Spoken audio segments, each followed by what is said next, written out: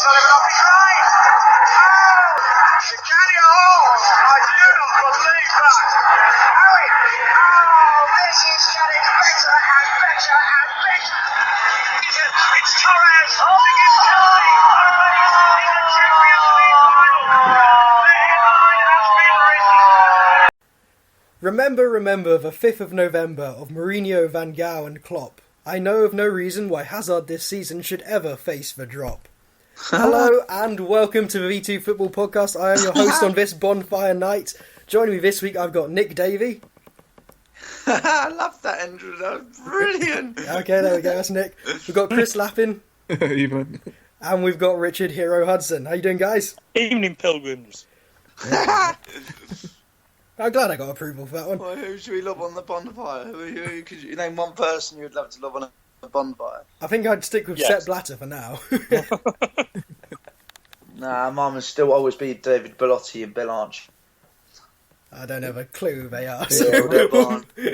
Build a bonfire, put Bellotti on the top, put Bill Archer in the middle, then we'll burn the effing lot. Thank you for saying effing right. We'll move on to the Champions League rather than Bonfire Night. This week in the Champions League fixtures, the English clubs did surprisingly well, with the exception of Arsenal. Chelsea beat Dynamo Kiev 2-1, Man United beat CSKA Moscow 1-0, and Man City won, I want to say 3-1. 3-2? Yeah. 3-2. 3-1. 3-1. They won 3-1 away at Sevilla. It was a very good result for them, and Man City are now through in the Champions League. So what I want to ask is... wait, Nick. I think that result, the 3-1, was a cracking result, because Sevilla, European-wise, have been there and done it all, haven't they, in the last couple of years? Mm. Yeah, it was actually... When we did the Champions League draws at the start of... the start of this season, essentially, we said Man City had one of the hardest groups, and they're through very early on. It's, 4 games? That's about as early as you can go through in that group. So, credits Man City. But what do we think about the other results? Man United beating CSKA Moscow 1-0, a very drab match. United looked better for the first 20 minutes. To say the bloody league. It's papering over cracks. Okay, go on. For me. It's one of them games that Van Gaal's going to come away with and sort of say, yeah, told you so. Everything I did was right there. And like the taking off of Martial for bringing on Fellaini, persevering. It's the worst substitution in the world. No wonder. That got a lot of boos, that substitution. Yeah, it did. I've never seen anything like it. That's like see Fellaini warming up. It's just like... I don't think the fans minded too much Fellaini come on. I think most fans are sort of used to that being the plan B now. But the fact that it was Martial coming off and Rooney not. But was it not justified when Rooney goes on and scores? Well, that's it, though. Like, he can turn around now and say, Rooney! yes, it worked. And now we'll get Rooney for another sort of 10 games playing garbage again. Would you agree with this statement that you can use with Rooney, that form is temporary, class is permanent? No, because the thing about form is players can go out of form, and it is still a possibility that they'd never come back into form. If a player goes out of form for too long, they sometimes, especially as they get older, find it difficult to ever retain the kind of form they had before. And that is what we would say would be the class thing, actually getting back to you look... An example of that would be Torres. Yeah, Torres went out of form, never recovered. Never became the player he was. Do we see Rooney realistically coming... Do we think Rooney will ever go back to where he was even 5 years ago? Yeah, no, but he still has those classy games, doesn't he, where he's like on a Tuesday night. Right, but he's a club captain. He's on however many hundred thousands of pounds a week. You're expecting more from someone who is just can't be dropped for that amount. You're expecting more, aren't you? Rather than the odd classy game. He's a Man United player who should be at the standard every single game. Nick, you just said he had a class night on Tuesday. He had one moment where he had a class act, but 5 minutes before that, he basically fell over his own feet. Oh, that was the worst miss I've ever seen. That is not an understatement. I texted everyone I knew at that point and just said that is the worst Rooney miss I have ever seen. The ball a yard away from the goal. Not even that. One player on the floor in front of him just can't kick it in. I think that epitomised Rooney's season at the moment, not the goal. Okay, but there was another class moment in that game from one of Man United's classier players, Chris Smalling. Mike Smalling. He's quality. Saved a certain goal from, I think it was Seydou Doumbia after De Gea's good save. Would we say Chris Smalling is one of the best defenders in the world? Or well, it's a bit of On a strong present form, statement. yes. Well, yeah, at the moment, is he one of the best defenders in the world? I'd say certainly in England, he's England's best centre back we've got at the moment, especially what with Cahill decided to sort of give up, and Terry obviously aging, and but yeah, I'd say Smalling's definitely England's best centre back at the moment, and probably one of the best centre backs in the Premier League, if not the best. Weld is a bit of a strong statement. Well, when I'm saying one of the best, I'm talking top 5. And I'd No, say he makes it into that top 5 Top on 10, current form. maybe. You've got a debate on your hands. Top 5. No, I'd go with top 5 because you look around the sort of the world for centre backs, and it is a dying art. A quality centre back nowadays. There's not many out there. You look at say Chiellini, Thiago Silva. Thiago Silva has his off days as well. Very much. Yeah. Sergio Ramos. Yeah, Jerome Boateng. He's been very good this season. Maybe Mats Hummels. He's been quite good for Dortmund. There's not many out there. I'd say he's definitely been up there at the moment. So, okay, Man United, maybe it's papering over the cracks a bit. Chelsea, though. It was a brilliant Beckham-like Willian free kick that pulled them out of the fire after they ended up going back down to 1-0 after an Alexander Dragovic own goal, who then went and equalised. But Willian scored one of the best free kicks I've seen in a long time to win them the game. Do we think That's his free kick already this season. Yeah, he's been a free kick masterclass this season. Do we think that win can really boost him, especially the way it happened, the last minute goal, the free kick? Do you think that win can boost him on this season? I think, a win like that really can turn a season. You hear it and see it all the time. There's obviously a real buzz about the place. And you could say, as I say, in the manner of the win, they got it. I think it can kickstart their season. Or at least, I think if you want to say kickstart the season, you can't really call that, I think, in November. But you can sort of, what word am I looking for? Re-galvanise the season? Re-energise. Let's go with that. Okay, re-energise the season. Get them a few wins, get the pressure off Mourinho. I think they need to show it in the league. I don't think they're going to. I think it's a different kettle of fish. Away to Stoke is probably not the one. It's not the well, they especially after losing already there at the Britannia. I think obviously Chelsea aren't going to win the Premier League. It's impossible, pretty much. And I don't think they're even going to get the Champions League. But no club has ever been in their position and finished top 7. Yeah, but we said this before. If it's going to be any club can do it, it's that Chelsea side. Yeah. And there was a resounding show of support for Mourinho in that game. The entire stadium all just the about stood up, all singing for Mourinho. So I think the banners. It's pretty clear where the Chelsea fans are on this. They really don't want Mourinho gone. Are the players though? Well, that's the issue, because I think the board has sort of shown a bit of support. Because I think if they were going to sack him, it would have happened by now, or it would have happened maybe after the defeat to Liverpool. So I think the board has shown a bit of support. The players Terry showed support. I think they still need to come out and actually say we're not going to sack him. He's going to be here till at least the end of the season. Well, you can't sort of do that though, can you? Because it's like if the results continue, at some point you do have to, cut your losses.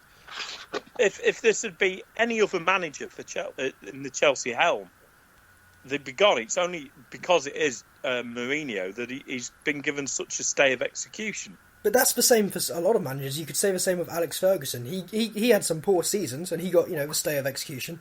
Moyes comes in, one bad season, admittedly a very, very bad season. He doesn't have quite the same saving grace. Some managers are just favoured at clubs. Yeah, because look at some of the other ones that have been there over the years. Like Di Matteo, he went and won the Champions League, and he was gone. He was never really wanted, though, was he? He was only wanted till the end of the season, but as they won the Champions League, they sort of felt like they had to offer him the job.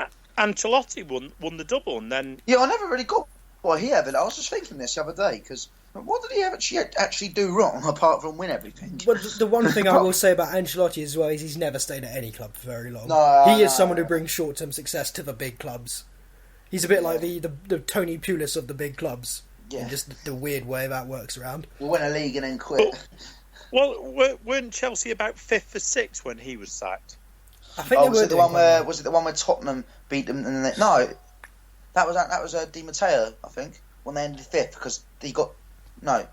Wait. No, this was quite early on in the season. Monty went on. No, he left. He got sacked at the end of the season because then AVB took over. I think Nick has it right on that one. Yeah. Okay, we'll move on from Chelsea. Obviously, we talked about Man City for a bit. How well do we think they've done so far in the Champions League, qualifying already, and how well do we think they could maybe do from this point on? I don't think they're going to win it, but I think they can get to. I think they need to try and go on and win the group so they don't get Barcelona or. Yeah, well, they're going to win the group, aren't they? I don't know. Juventus are pretty good. They already beat. Juventus are very much in a transgression season. Oh, they're doing quite poorly in Serie A. They lost the Italian Jack Colback, didn't they? So yeah, they're doing quite poorly in Serie A as well at the moment. They're not flying at the moment. They've lost quite a lot of players. Okay, we'll talk about the elephant in the room. There's 3 successful clubs so far in Europe. Arsenal. The letdowns. Absolutely spanked. Bayern Munich was a. To be fair to Arsenal, Bayern Munich in that form last night would have spanked any club. Let's not be harsh. Let's not be harsh. Look at Arsenal, but how good were Bayern? Yeah. Bayern no club is doing well when they go to the Allianz. I think they were always going to lose. What was it, 5-1 in the end? Yeah. I don't think you can point fingers at Arsenal. They were just class. If Real Madrid had gone there last night and Bayern had played like that, Real Madrid would have come away. Yeah, anyone. So we don't think Arsenal defended poorly in that game? They didn't defend great, but then your likes of Real Madrid and Barcelona don't defend particularly well. Right, but the thing that gripes me about this Arsenal but have loss... Arsenal really got a great defence that you'd expect to like? Well, no, they did have injuries as well. Koscielny wasn't playing. Bellerin wasn't playing. So, but the thing that really gripes me about this Arsenal game is when they were at home, they played the perfect away performance, essentially, ironically, at home, in which they just sat back, let Bayern Munich come onto them, hit them on the break, did it perfectly, 2-0 win. They go away from home, and they decide to play a much more attacking game. Surely they'd have learned their lesson in the first game. We can do this if we just sit back and frustrate them. Why didn't they try and do the same thing? I haven't got a clue why they played so open. Does anyone? Nope, none of us have got a clue. What was that? It was more that the game at home was just an anomaly for Wenger, because Wenger doesn't play the way that he played at home. That isn't his style. No, he's done it once or twice though. Man City, I think that was away from home, wasn't it? But that was a typical sort of Arsenal performance last night. That there's this one plan and we're sticking by it. It's like the opposite of Van Gaal's United. Tell you what though, credit to Bayern Munich for 2 goals in that game. The Alaba one, that was an absolute worldie. But my favourite one was that last Muller goal. The ball that got played through and how easy he made a ridiculous finish look. I just love Muller as a player. That was when you realise, yeah, this is a truly world class player. This is a truly. He's not my favourite player. I thought Ian Robin. How good was that man? On the pitch for 2 minutes and then first touch. 38 seconds and he scored a goal. Yeah, first touch for him. Say I'm the opposite with Robin. I'd just like to punch him in the face. He just gets better with age. I would like to punch Robin in the face. He knocked out Mexico, and I love the Mexicans in the World Cups. Okay, do we think Arsenal can qualify from this group? And to do that, they would have to win both of their last remaining games, have Olympiacos lose away to Bayern Munich, and then lose at home to Arsenal, and Arsenal would have to beat them at least 2-0 away from home. It's not in the realms of... It's still possible, because of who Olympiacos still have to play. Yeah, but this is, again, the Arsenal side that lost at home to Olympiacos. Yeah. I think they will go out, but it wouldn't be a huge surprise if they still somehow manage to scrape through. For me, I look at a team like Olympiacos and I think they're about sort of Stoke level. They have that sort of level of players. And if it was Arsenal going away to Stoke in a league, I'd say winning by 2 goals or more is not ridiculous, but you wouldn't bet on it, would you? They could beat Zagreb and then probably get the belief that all you need to do is win 2-0. Or you could just quite easily see Bayern and Olympiacos having a very boring draw. I think Bayern Munich at home, they try and play up for their fans. I agree with what you said, Richard. I don't think it's ridiculous to see them go through. It wouldn't be like the biggest shock of the season. But I think going away to Olympiacos is a lot harder than people will often give it credit for. That isn't an easy game for any means. Okay, but let's move on from the English clubs. I want to talk about Barcelona, Bayern Munich and Real Madrid. How do we break the dominance these 3 clubs have in Europe every single season it seems to be at least one of those three teams is in the final and probably winning it. So is there a way to break that dominance from the English club's perspectives, or do we think, a bit like how the English Premier League sort of lost their dominance, do you think it will happen naturally? That they'll just I think it's a natural thing. I think that the Spanish clubs are worried about and Bayern are worried about the amount of money that's coming into the English game at the moment. I reckon. Sorry, mate. And you just go back 5 years, and it was two English clubs. Well, was it a bit longer now than when it was United Chelsea in the final? But it's 2008. It's not a million miles away, and I think it'll turn around again. I think Italian clubs hadn't done anything for many years, and then Juventus got to the final last year. It comes and goes. I think it's just his period, and also I think if Chris Hughton was up against one of them, he could out tactic them. Tell you what, I think it's just a spell. Like I reckon Arsenal in a few years' time, once they dump Wenger, once they remove that idiot from the club, then I think they'll start to. I reckon if they get like someone like Guardiola, and they'll start to dominate. Are you Piers Morgan in disguise? Wow, that was harsh. Oh, he's a very good manager. I'll be sad when Wenger retires. I think you've got to look at PSG as one that's going to be challenging them as well in the next couple of years. They got a bit of dosh. I don't. I think PSG is very much a false dawn. No one really wants to go to France. No one really wants to play in France, though. That's the problem. You can attract a certain caliber of player, but then get like truly the like best. Yeah, but who really wants to play in Munich? Yeah, but people go on about like United who wants to come and play in Manchester, but Munich's not particularly great. No, Munich's not particularly great, but at least you can say the German league is probably rivaling to be one of the best leagues in the world. You'd say the French league is at best rivaling to be what, fourth? You get a lot of good Steins out there as well. There's a lot of attraction to the German league because it's but for the French league, the only attraction to going to PSG is that it's PSG and you're going to get all that money. Apart from that, I don't think PSG will ever quite millions of dollars. I think at most PSG will end up being a semi-final kind of calibre of club.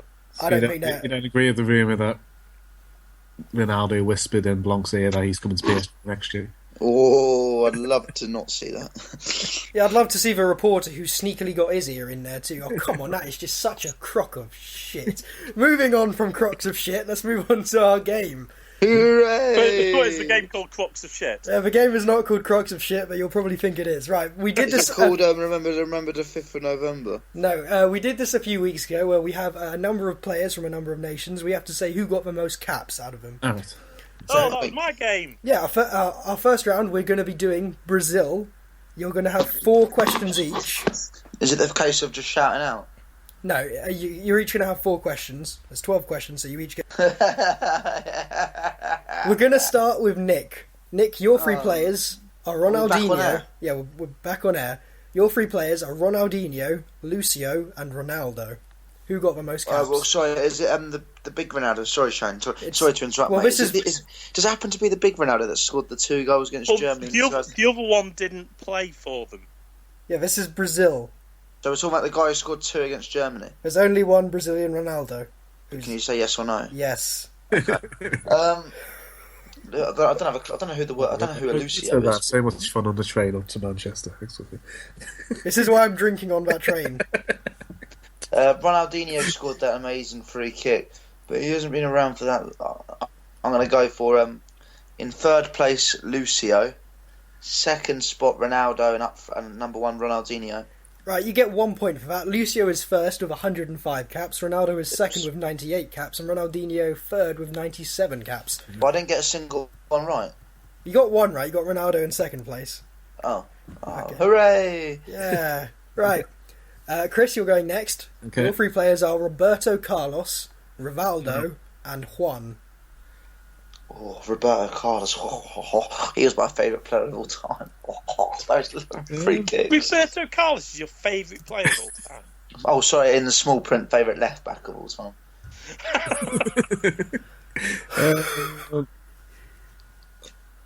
Are we going highest to lowest? Do it whichever way round you want to do it. I'll go How good was that? Ronaldo, Carlos, and then last, the least, the other one. Can you do that again? Nick was talking. So most Rivaldo. Most Rivaldo. Second, Carlos, and third, who's the third? Jan. Okay, you got no points there. Roberto Carlos got 125. Oh. Juan got 79 and Rivaldo got 74. Oh, is that it? Yeah, right. How good was Brazil's team in 02, by the way? Yes, it was, right. Richard, Yes. your three players are Gilberto Silva, Rivellino, and Robinho.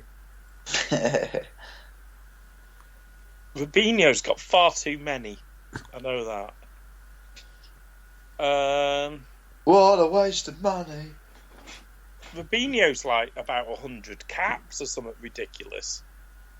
So he's got to be top. Was it Gilberto Silva, one of the others? Yeah. And who was the other one? Rivellino. Rivellino. Right. Being that I don't know too much of Rivellino, I'm putting him bottom. I'm presuming he's a few years ago, so they didn't get as many games then. And I'll go Silva second. For some reason I have a phone alarm going off. Yeah, you got all three right there. Robinho has 100 caps. He is one of the most capped Brazil players of all time. Gilberto Silva has 93 caps and Rivellino has 92 caps. How do you not know too much about Rivellino? He is a proper legend of the game. Oh, Christ. I know of him, but You know his name. I've not really seen much of him. Alright, okay. Nick, you're back. Hello. Your three players are Gilmar, the goalkeeper, Pele, and Jaume Santos. Pele. Yeah, Pele. So Gilmar, Pele, and Jaume Santos. Okay, now I'm going to go for Pele as number one, the goalie number two, and the other bloke number three. Okay, you get 1 point again. For goodness sake. Jaume Santos has 98. I'm fairly certain he was a left back. Gilmar has 94, and Pele only has 92. What? He has less caps than Robinho. There is no justice in this world. Well, I think it's because there's more games these days, though, isn't there? So I'm not sure there is. Right. I think there is less games nowadays. I mean, back in those days. Okay. Back in the olden times. In the olden. Oh my god. Chris. Yeah. Your three players are Romario, Zico, and Emerson. Emerson used to play for Middlesbrough. Think so, yeah. Defensive midfielder. I'll go him last. Mario Zico. Okay, you got no points again. Emerson has 73 caps, Really? Zico has 71, and Romario has 70. Chris, you have 0 points so far. It's not going well for you. Right, okay. Richard. Yeah. All of these players are still playing today, so it shouldn't be too bad for you. Dani Alves, Kaka, and Maicon. That's Maicon, very right back. Yeah. So Dani Alves, Kaka, and Maicon.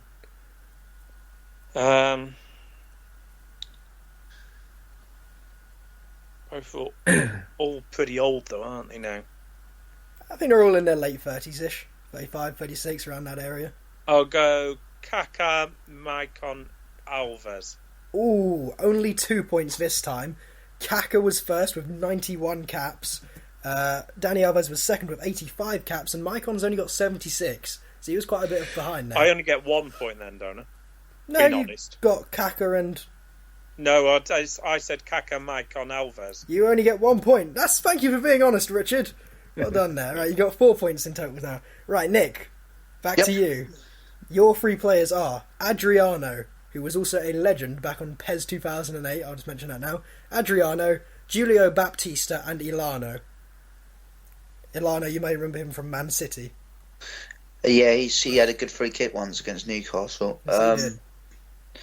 And I once saw him at Withdean actually against Man City when we beat them in the Carling Cup. But I'm going to go for number one, Adriano. Number two, Alano, and three, Yodio Baptista, who's played for Arsenal, if I remember correctly. You only got 1 point there. Ilano has the most caps at 50. Adriano got 48. He had a lot of injuries later on in his career and massive weight problems. And Julio Baptista has 47 caps. So you got Baptista right, but Yeah. So I'll keep getting 1 point, don't I? You're going along steadily. I'll give you that. I'm like that team that always draws. Right, Chris, you're still in with a shot of doing well here. So your players are Luizão of Benfica, Luis Fabiano, and Roque Junior. Yeah.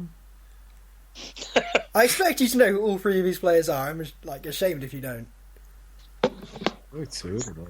Who's the first one again? Luizão, the Benfica centre-back, still playing, Luis Fabiano, and Roque Junior. I'll go.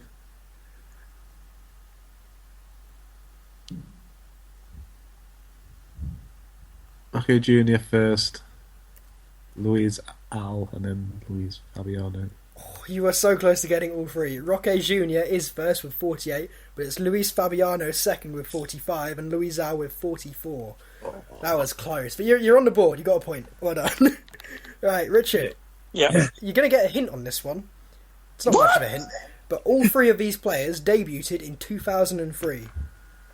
Right. So, your players are Kleberson of Man United, Diego, and Gilberto. Who?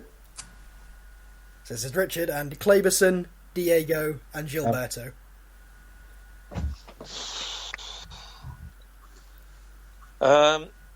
I think Kleberson was a bit of a flash. He was a flash in the pan. He was good at one World Cup, and then pretty much didn't do much after. I'm putting Kleberson bottom. Okay. Gilberto top. And who was the other one? Diego middle. And that is a massive 3 points. That is correct. Gilberto had 35 caps, Diego 33, and Kleberson 32. So there's only 2 in it between the top and bottom there. That's some good knowledge there. Right. No, that was a guess. I went with Kleberson for just being bottom and just guessed between the other two. Alright, okay. This is the last round for this part, so Nick, is there a chance to redeem yourself? Yep. Your 3 players are Juninho Pernambucano, Chris, and Ed Milson. Okay. Is that the Juninho that played for Middlesbrough? It's Juninho Pernambucano. I don't know if he played for Middlesbrough or not. So Juninho, Milson, and who was that one? Yeah, Juninho, Ed Milson, and Chris. Okay, number one. I'm gonna go for Ed Milson as number 1.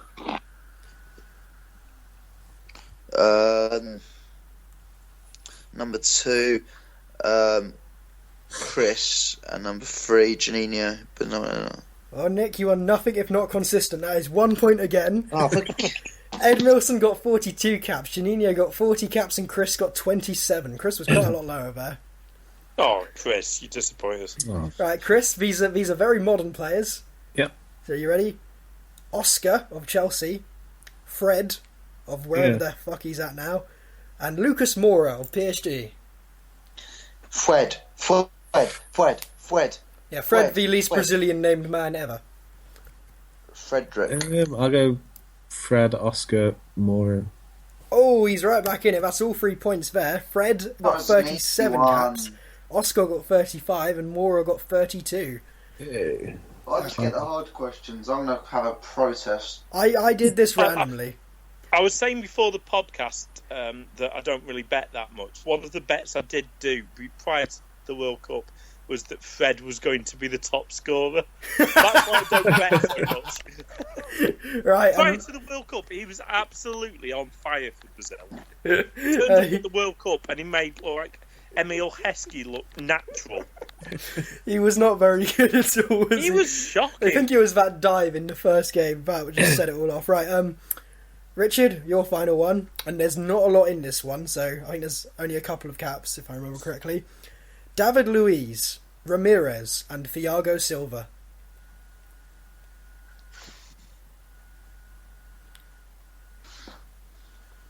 And I'm fairly certain they all debuted within a year of each other. Right, I'm going to go based on age, Silva top. Was it Ramirez, did you say? Yeah, David Luiz and Ramirez. Silva has to be top. Because is he, 33?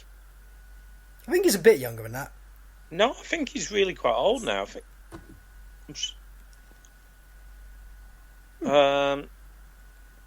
I'll go Silva, Ramirez, Luis. Oh, that's only 1 point. Thiago Silva had... Oh, here we go. Thiago Silva had 58 caps. David Luiz had 54 caps. And Ramirez has 51 caps. So you only got 1 point there.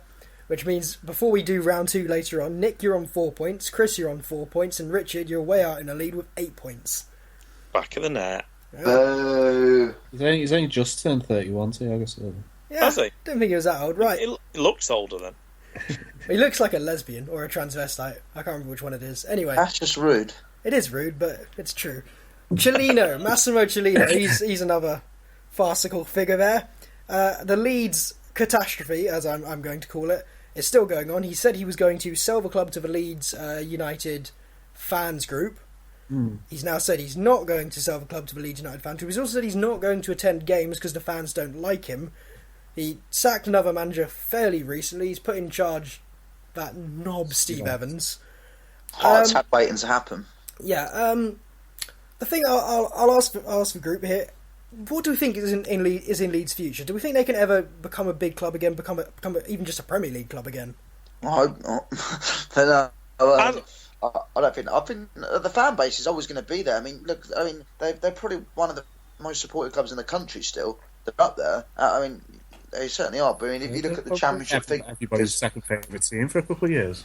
Well, no, if you look at the Championship figures of when there's games on, like Leeds are just miles ahead of even Sheffield Wednesday and Forest on watched games. Like they're just massive. Their fan base on that, and whenever they go anywhere, like even like Reading on Tuesday night, they'll still take like 4,000 supporters. So they've got the fan base there to become a big club again.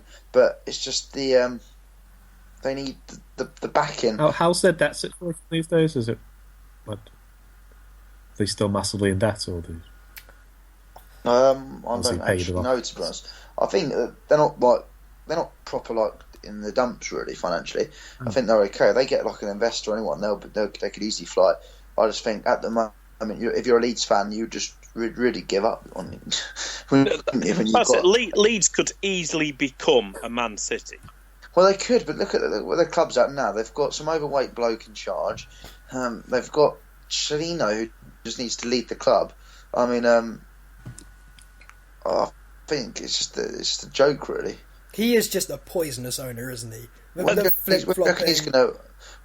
How did he pass a proper person's test? That's what I still don't understand. It makes you think, no, those tests must just be, do you have enough money to buy the club? Yes, here's a club. Because, I mean, he was on trial for tax evasion in Italy.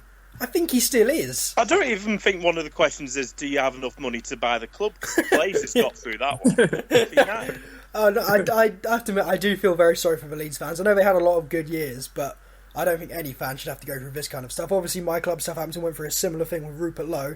Never quite got that bad, but that sent us down to League One. Luckily, we managed to get some good owners come in and take us over. We could have ended up with Sisu of Coventry. I think that was one that quite nearly happened. Thank God it didn't. So I have a lot of sympathy for the Leeds fans at the moment, because when you're owned by an absolute megalomaniac like Massimo Cellino, you just have no idea what direction your club's going to go in, but it's probably not going to be up. So, as a Man United fan, then I have to sort of laugh at one point at it. But there's something missing from the season. There's been something missing from the season for so many years without the Man United Leeds game. However much you like to see your rivals suffering, you still want to have those games against your rivals. It's exactly like Southampton v Portsmouth. We wanted to see Portsmouth suffer just like we suffered, but down to League Two. No Southampton fan wanted that. We wanted them suffering in the Premier League, finishing 16th or 17th every single year, never doing well in the cups, but we get to batter them twice a year. They survive and they're okay. That's about it. But when you just don't have those rivalry matches, it takes away from it all. It takes away from the experience, and I do think it's sad when things like this happen to clubs like Portsmouth, like Leeds, and Coventry. They had it happen to them in a big way as well. Yeah. So I think it's very sad, and I do hope someone has the balls to kick Cellino out. If you got one positive about Leeds, one thing, they are bringing through a lot of good youngsters. Oh yeah, Lewis Cook, Moat, Charlie Taylor. Yep, they got a lot of good players there. So hopefully it can all come good. I think they just need. I mean, they need a goal scorer. They spent $2 million on Chris Wood, but he hasn't really delivered the goods. I mean, when we played them at Ellen Road, he was sort of one of our best players because he kept them missing from like stupid ranges. All right, yeah, we'll move on though. The new England squad for the friendlies against Spain and France have been released. Nothing too major has happened in this one, but Eric Dier is in the squad for the first time. Dele Alli is back in the squad, and Fabian Delph, who has not played a lot of games, is still in the squad. Apart from that, is as you would expect everywhere else. Well, we looked beforehand on Fabian Delph, and he played 15 minutes in a game right at the beginning of the season v Watford, and he came back on and played 5 minutes versus Seville the other night. So he's played 20 minutes in total this season. And yeah, what was that England game when he only lasted like a minute and then the snake got taken off? Oh. The one thing I didn't even know snakes had hamstrings. I can't understand, and this is one thing I do genuinely wonder. If he was still playing at Villa, would he have got in the squad based on those stats? No, not at all. No, it's ridiculous. It does just make me wonder, does Roy Hodgson, literally like Football Manager, have just a list of players and goes, yeah, they're about right, they've got a decent level of overall, haven't they? Is it something just like that? I bet it's like fuck it, The Apprentice on an hour and I still haven't selected the England team. I mean, you do have to wonder how close games like Football Manager get to selecting the England team, because you look at those teams when they get selected, some players have no justification. Gone, he's got overall stats of 82. It's got to be something like that. What I will say is... but in Hodgson's head, he needs to try and stay loyal to some of the players who play well under him. Don't go with loyalty in Fabian Delph. I'm saying from Hodgson's point of view. What I will say is Eric Dier is deserved. I think he's been brilliant in the holding role. Yeah, he has been very, very solid. He's been playing in defence and midfield, and tell you what, I don't think England have that many players who can do that role. Defensive role, John Joe Shelby is probably better in that role. Not defensive midfield. I'd say John Joe Shelby's better in sort of regular central midfield. We're kind of blessed with more attacking midfielders. We don't have that many. What Roy should do is that 20 minutes before Fabian Delph arrives is then just say, actually, I've changed my mind, you're not in. So the one thing that I do find surprising here, and I've just had a look over this as well, we've got 2 right backs, 2 left backs, 3 goalkeepers, and we've got 3 centre backs. Gary Cahill, Phil Jones. Oh no, wait, I've misread that. Yeah, I've completely misread that, don't worry, don't mind me. I was having a little moment there. I was thinking to myself, why haven't we included Ryan Shawcross yet? Because... Phil Jagielka's out injured now. I think he's out for quite a while. I think he's out until about Christmas. Even with those players there, especially Phil Jones, he's barely playing. Ryan Shawcross, what has he got to do to get another England cap? Are they just thinking, well, maybe we can still get him to play for Wales? Because I can't see why he breaks people's legs. He broke one person's leg many years ago and apologised instantly for it. I'm not saying that's a bad thing. I think he did good. I wouldn't say he did good, but people, even if you look back to that incident, you can tell it's there's no maliciousness in it. It's basically, he has a face that doesn't fit England. I really hope that isn't the reason. He is a B+ player. Because tell you what, how did Jamie Vardy get in the team, Ben? Oh, he is amazing. Yeah, I think I'm really excited. Vardy's in the team because Sturridge and Beck aren't fit. I kind of hope that isn't true. I think Sturridge has got to earn his place back in the team. I think agree. I think Kane and Vardy at the moment should start ahead of Rooney as well. I would definitely agree with that. Maybe, well, yeah. The question is, should Vardy start? I mean, we don't know if we're playing with 2 strikers or 1 today striker. That he might start him on the wing, didn't he? Yeah, I think that could be approached. I'd have maybe Rooney behind. Maybe the right side of a free. You could have Rooney behind Kane and have Sterling one side and Vardy the other. No, we can't, because you know what? That proves everything I've said about Hodgson. If he's actually gone out and said that, he just sellotapes a squad together. He doesn't pick players going, this is the position, these are the formations, these are the tactics I'm going to do, and this player's best for this one, this player's best for this one. He picks a group of players and goes, oh fuck, I've got to figure out where to put them now. Honestly, it was like the World Cup and we played Rooney out wide. Are you kidding me? Do you think when he gets a jigsaw, he actually just rams pieces in? He's got to, hasn't he? He's got to. What I do. Is it? Oh no, I'm sorry. I don't disagree. Surprised that. I don't disagree terribly with that England team. I think by and large it's mostly there for what, especially for what we're going to have at the Euros. But whenever we call up an England team, we just literally square pegs and round holes, and we just sellotape an entire team together and go, "We're sure you'll do well when we actually play." We don't seem to train for anything in particular, or try for any particular philosophy or style. That's why it's just they should be just happy to play, so you should play wherever. No, you play a player how he's best going to be used. We've got a player like Jamie Vardy, who we know is lethal when used correctly. I mean, even if it is only for Leicester, but it's still in the Premier League. He's doing this against Premier League clubs. We know a player like that can be a weapon, and we say, we'll stick him out wide, where he is basically no threat to anyone on doing the one thing he's been doing all season of getting just in behind, playing off the shoulder of the centre backs. You don't do that out wide. I'm sorry. What is that? Leicester are doing really well. Do you know what? Roy Hodgson's going to go and play 4-4-2 with Vardy up front now that I've said all this. Well, hopefully, with Kane. No, it's hero. We'll move on to more delightful English news. Chris Ramsay and Chris Powell, both sacked. That's Huddersfield and QPR. Now, well, with the QPR one, you can't really be surprised. It's probably deserved. Chris Powell, though, on the other hand, I think that's very harsh. Huddersfield aren't a big club in the Championship. And he was having them. They were 18th, fairly close to relegation zone, but I just don't really get it. You wouldn't have bet on them going down this season, would you? He's a good man. Yeah, exactly. He's a good manager. Is it because he is black? Well, okay, that's what all the. And this is something that actually genuinely annoys me now. That's what all the kick it out, the campaigners and all that have come out and said it's a terrible day for black football. I just think, are you people just paid to do this at this point? Because why couldn't they have just come out and turned around and said, this probably has nothing to do with race? Why couldn't they have just come out and said that? It's like they have to justify that they permanently have this position. If Ramsay sackings has anything to do with racism, they're just a complete idiot, aren't they? It's to do with the fact he's a very poor even manager. rising to it. It's got nothing to do with racism. You just get idiots out there who think this is a racism issue. It's not. You get the job when you're like John Barnes, that prat. What was it when he was saying? I don't get any jobs because I'm black, mate. It's because you failed miserably at Tranmere in League One. At Celtic, it was a laughing stock. You're not going to get a job unless it's probably Conference South and North and below. Maybe you might get a Conference Premier club chairman who's gone insane and tries to employ you. But, right. I'll tell you what, we'll move away from the racism discussion because even though we are all right, I will guarantee you that I'm going to take a moral imperative here and say we're all right. We'll probably offend someone or other. Well, look at Chris Hughton.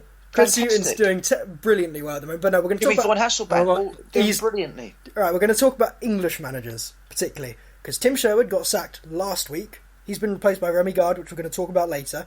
We've got Chris Ramsay, another English manager, another young English manager. We've got Chris Powell, another young English manager, all being sacked. Well, Chris Powell has been replaced by some guy called Wagner. Yeah, he's been replaced by an American. Chris Ramsay, I mean, unless Tim Sherwood gets the job. No, David Wagner, former Dortmund coach. Do you reckon there'll probably be a Huddersfield, Liverpool loan? I doubt it. But Chris Ramsay will also probably, unless he gets replaced by Tim Sherwood, he's probably going to get replaced by a foreign manager. Are English managers getting squeezed out of the game?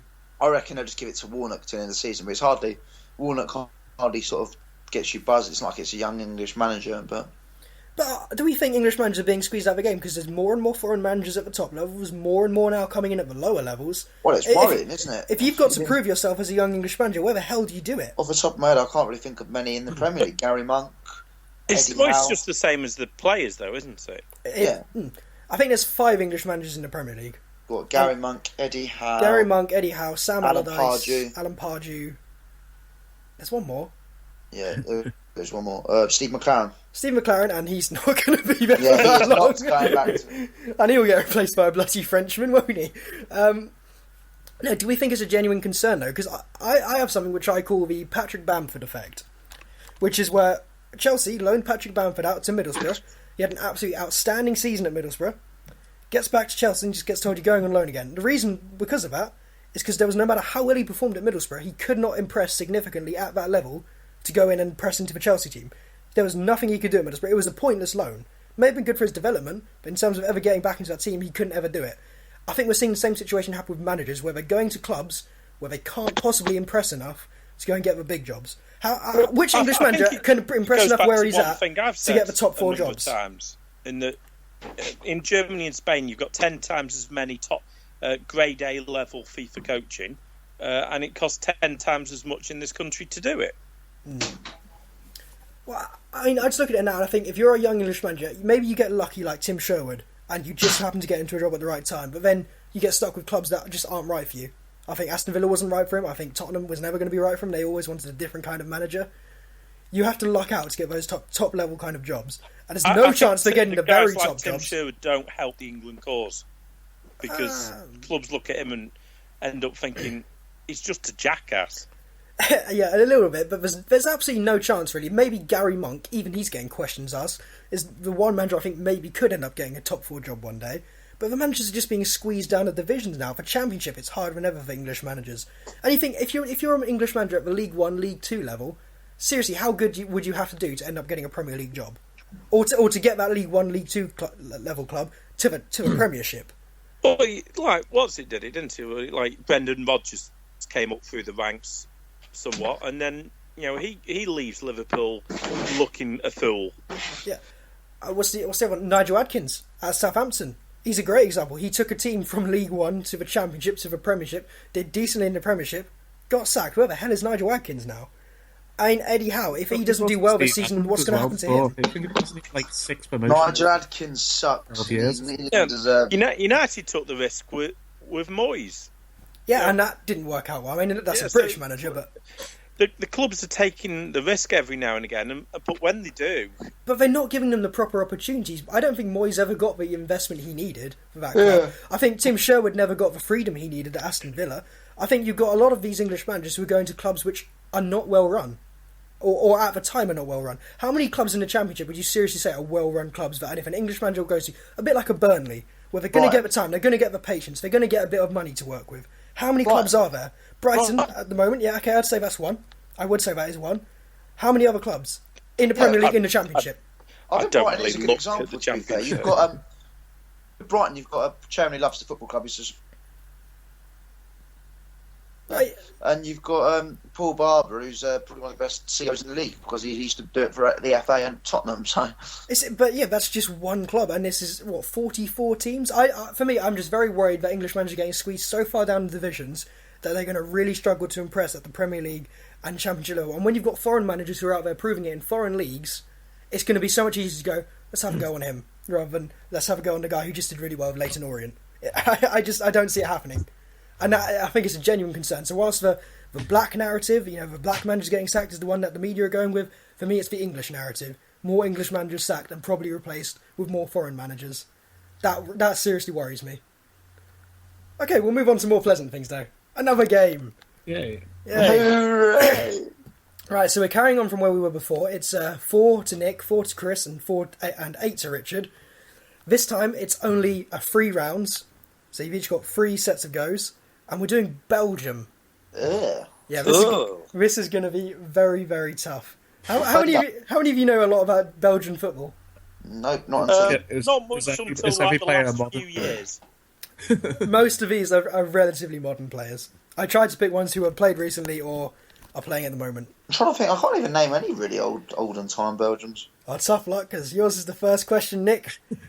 Stitched up again, yeah. Your 3 players are Bart Gore, Daniel Van Boyten, and Timmy Simmons. Right. Number three. Sorry, can you repeat the question? Bart Gore, Daniel Van Boyten, and Timmy Simmons. Right, number 3, Timmy Simmons. Number 1, number 2 was the one you said first. Bart Gore. And then number 1 was Van Boysten, was it? Daniel Van Boyten, the former Bayern Munich player. Okay, that's no points. Timmy Simmons is great start. Timmy Simmons is their second most capped player at 93. He's 38 and he's currently playing, I think, for Club Bruges. Daniel Van Boyten is second with 85 caps, and Bart Gore is 78 caps. So no points for Nick. Okay, Chris, bit easier. Vincent Kompany, Marouane Fellaini, and Jan Vertonghen. I have no idea how many caps any of them. Use your intuition. Use the Force, Luke. This podcast is not brought to you by Star Wars: The Force Awakens. Company? What's it? Vertonghen, Fellaini. You got 1 point. That is, Jan Vertonghen is first with 73 caps, Vincent Kompany second with 71, and Fellaini has 65. So you got Fellaini right. That's you're on 5 Tongan points. has more than company. He does. That was a big surprise. There's a lot. I will say there's a lot of surprises in this list. Okay, right. Fellaini having 65 caps is just something wrong there. Right, Richard, your 3 players, and these are 3 legends of Belgian football: Eden Hazard, Michel Proudhon, and Mark Wilmots for current manager. So Eden Hazard, current star, Michel Proudhon, one of the best keepers in history, most argued, and Mark Wilmots, current manager.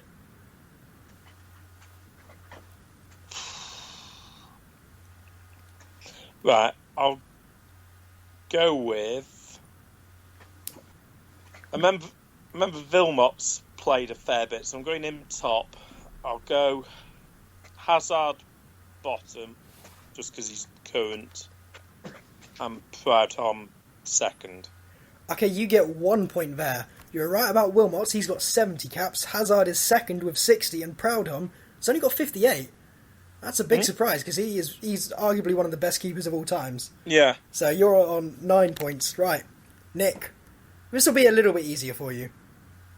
A little bit.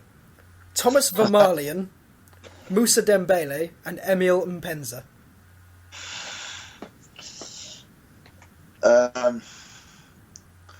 Number 1, Thomas Vermaelen. Okay. 2, Moussa Dembele, and 3, Mpenza. 0 points again. Dembele is first with 62 caps. Emile Mpenza has 57, and Vermaelen only has 51. Wow. Oh, shit. You are still stuck on 4 points. Okay. Chris. Sorry. You'd have thought Vermaelen, like for all his earlier years, would be on around the similar sort of levels. The Tongan. Bullshit. Right, yeah, you would have thought. Okay, Chris.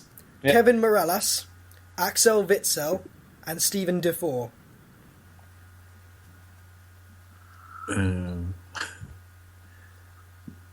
Morales, Defoe, Victus. Can you repeat that? Morales first, Yeah, Defoe, and Defoe. Witsel. Okay, that's also no points. Axel Witsel has 62. I was going to say Witzel's he's been in the Belgian side for years. Yeah, he has. Kevin Morales has 50 and Stephen Defoe has 48. So that's also no points. Richard, you could really pull away now. Right, now I'm sorry for butchering this because my Flemish is very, very poor. Yves Verhaeg, Gert de Vliegen, and Toby Alderweireld. I'm not repronouncing any of them.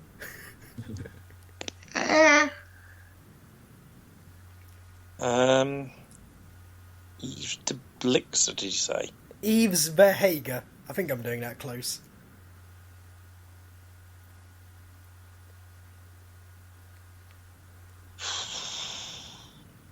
I'll go Alderweireld top because I know of him. Whatever he was called, Yves second, and who was the last one? Gert de Vliegen. In third. Okay, amazingly, that's all 3 points. That must have been some brilliant guessing there. Because, God, how can you even know who they were with my pronunciation? Well, I know who one of them is.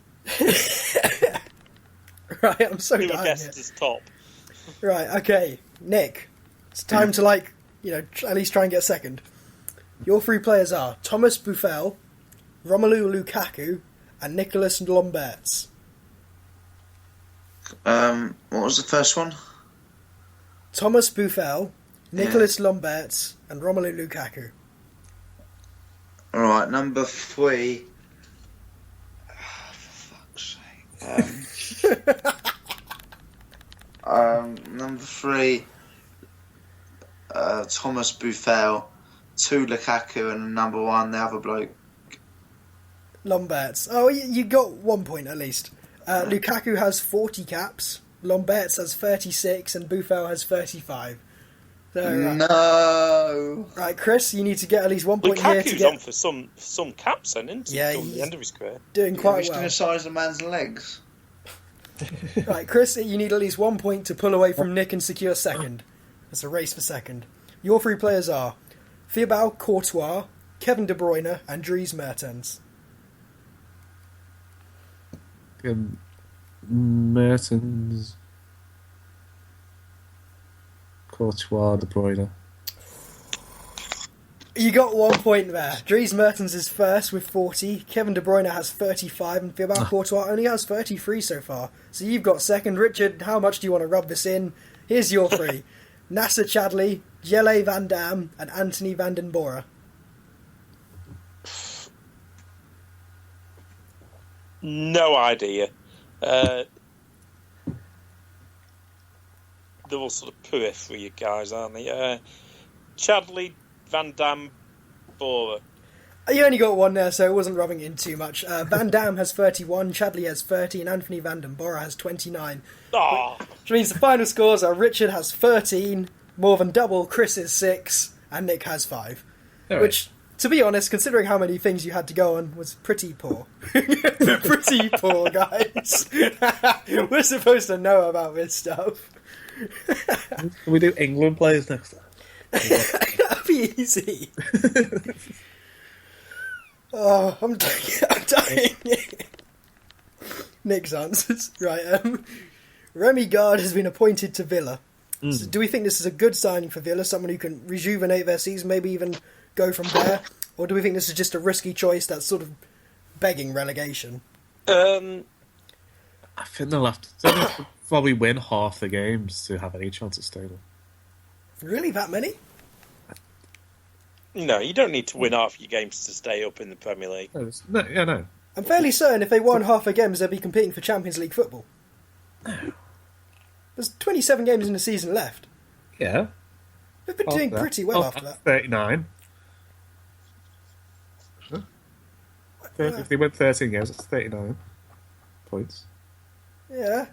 Add to what they've already got. How many have they got? And assuming they aren't losing the entirety of the rest of their games. No, but they're just crap.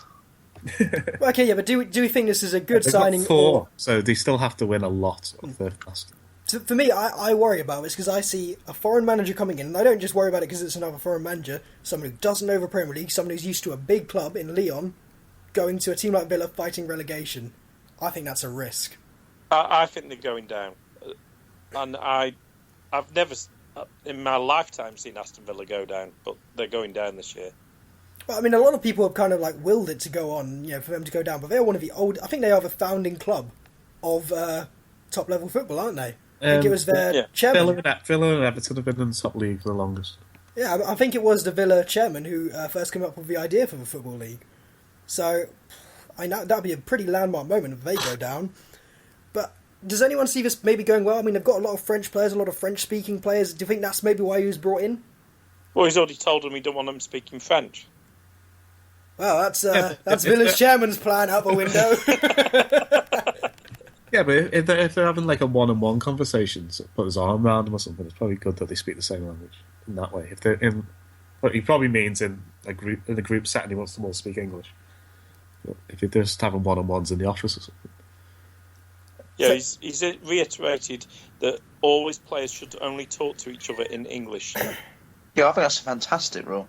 It's a nice rule, but it's maybe not a rule you want to bring in when you're a Frenchman, being brought in mainly because you have a lot of French-speaking players and you're fighting relegation. So you've got to have a lot of players now suddenly learn English on top of not losing every week.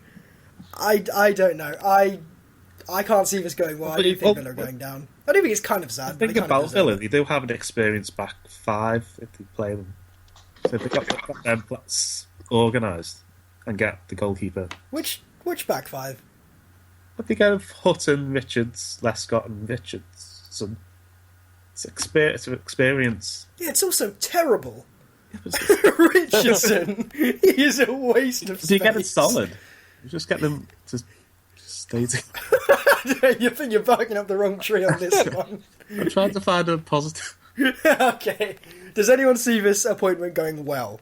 I'll ask that. No, okay, moving on.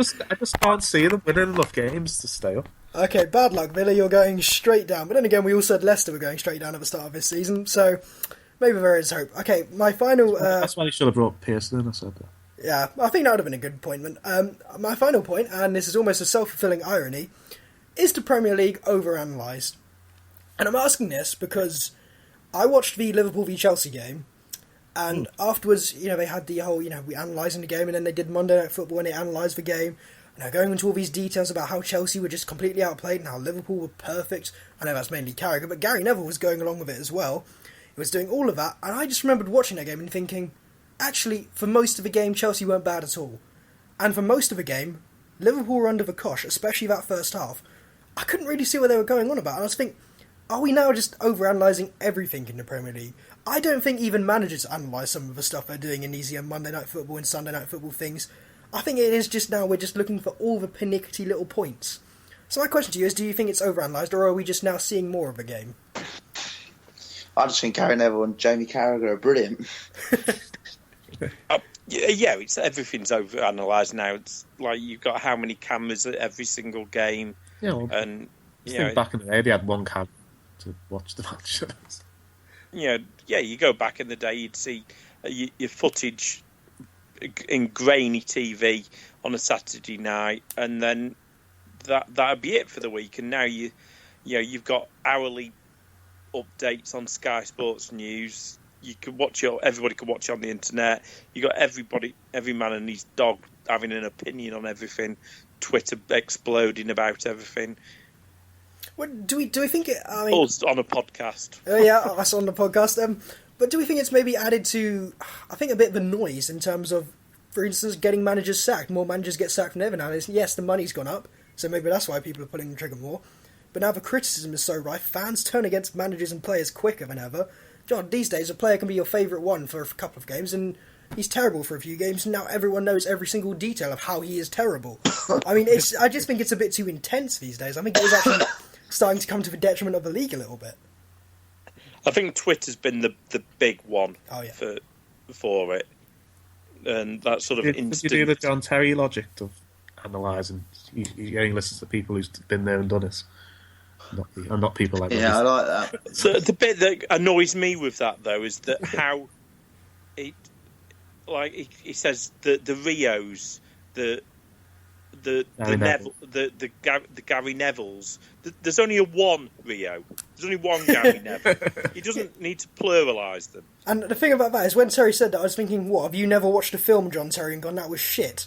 Because you don't need to have made a film to know when a film is terrible, do you? You can know something's bad without having ever done it. John Terry gets from Rio Ferdinand's a different type of criticism, usually. Yeah, it's you're a racist towards me and my brother, you dick.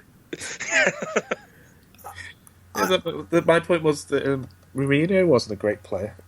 Mourinho was not a great player. Villas-Boas, he was another one who didn't really have a great playing career. I don't think Louis van Gaal had that great a playing career, did he? Oh, the Wenger, Ferguson. Yeah, but no, for me, I do personally worry with all this constant analysis. You've got more bloggers than ever. You've got more podcasts than ever. Not helping our own cause here. But you've got all this stuff, all this noise, all the the small people and the big people. You've got all the press. You've got everything is just coming together, and I think it's just so much noise now that one pin drop becomes a thundering applause, or everyone baying for a manager's blood. I think the Mourinho thing has been, for example, blown massively out of proportion. Yes, it's a terrible start, but God, he was the champion last year. People were saying he should be sacked. I mean, it's just ridiculous how loud it all gets. Well, what it used to be though, that was like the press was so much the power of it all that the back page of the Sun would like the sort of the Sun had the power at the general election of the early 90s when they said that for Kinnock, if Kinnock got in, then turn the lights out, 92. And that changed basically the course of the election, and that used to be the same with the back page. And now Twitter is basically decides people's careers, because a fan doesn't think they're a lone voice anymore. They go on Twitter and they see that this is trending about something, and everybody knows that they can all sing from the same hymn sheet on it. Yeah, it used to be the case that if you had an opinion, the only people who were ever going to hear that opinion were people who you could actually go out and speak to about that opinion. Now I can go out and put an opinion, put a picture, and people in China can see that shit. I mean, it's crazy how much it all gets out there. One thing I will say before we sum this up is as much as the Premier League is as over-analysed as it possibly could be, we still don't actually have analysis technology in there to help the referees. So for all this over-analysis, we don't actually use it for anything good. Okay, that's it from this V2 Football Podcast. We hope you had a very good bonfire night. Thank you for joining us. That's goodbye from me. It's goodbye from that. Hey. One. Well, I'm just going to the toilet. Be right back. Oh, are you kidding me? Are you actually kidding me? That's a joke, right? No, he's actually gone to... You fucker. Let's record.